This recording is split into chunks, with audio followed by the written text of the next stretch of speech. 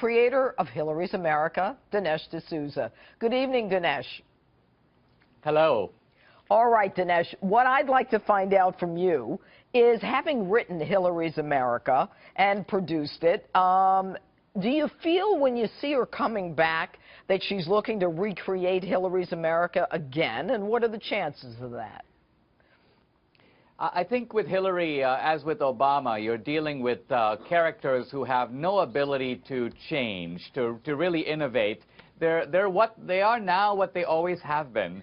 Now, with Hillary, she represents a kind of unification of two strains in the Democratic Party, both bad. One is the kind of gangster strain, which is a strain of self-aggrandizement, piling on the money, using the government as a weapon against your opponents, feathering your nest. On the other side, the ideological strain, the kind of socialist strain that seeks to centralize power. And Hillary has sort of united these two strains in the Democratic Party. Now, when she was in the government, she was able to draw money because she could both intimidate her opponents and also offer carrots to foreign governments, foreign entities, essentially by paying her. But she doesn't have that power anymore.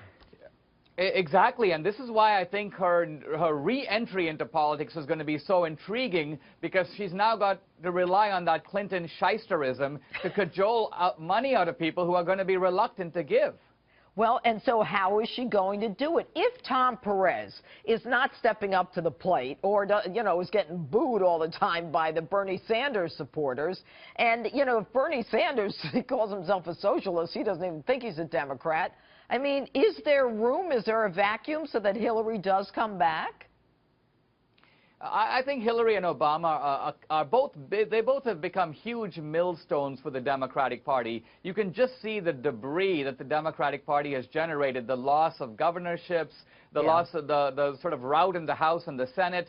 But nevertheless, they're counting on conning their own hardcore supporters into believing that they remain the iconic totems of the Democratic Party and of the leftist cause.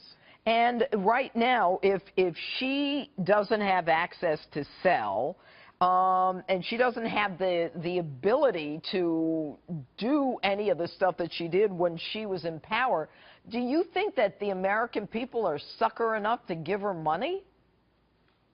I don't think the American people are. The real question is, can she tap into the large engines of money and power on the left? Remember that the left has been sort of routed from the government, but they remain very dominant in academia, in the media, in Hollywood, in the whole world of the culture. And there's a great deal of both cultural power, but there's also a great deal of money, George Soros and so on. So the question is, do the Clintons still have their greasy magic to be able to get money out of those people? Yeah, well, you know, I would suspect that, you know, given the women who are marching on the day after the inauguration, I mean, and you'd ask them, what are you marching for or against? They didn't seem to know that, you know, it's just a generic kind of, we're not happy and maybe, you know, let's get behind her. But let's talk about socialism, Venezuela. All right, the protests in Venezuela and what is happening over there, because people are revolting because they want food and they want medical care. I mean, do you see a connection between the message of Hugo Chavez, his ability to raise money, and the trauma that's going on in Venezuela now? My wife, Debbie, is from Venezuela, so I've learned a lot about that country through her. The truth of it is that Venezuela represents a realization of everything that Bernie Sanders and Elizabeth Warren talk about. They want to bring the top 1% to heel. They've done that in Venezuela. They want the government to sort of direct and quarterback the private sector. They do it over there. And the bottom line is that a once prosperous country, an oil-rich country, has been reduced to starvation and ruin. And when Hugo Chavez died a few years ago, his net worth was $1 billion, greater than even the Clintons. So he, too, was a gangster just like the Clintons, using the government and using government power to accumulate a great deal of private wealth for himself. Oh, Dinesh D'Souza, it's good to have you on Justice again. Thanks so much for all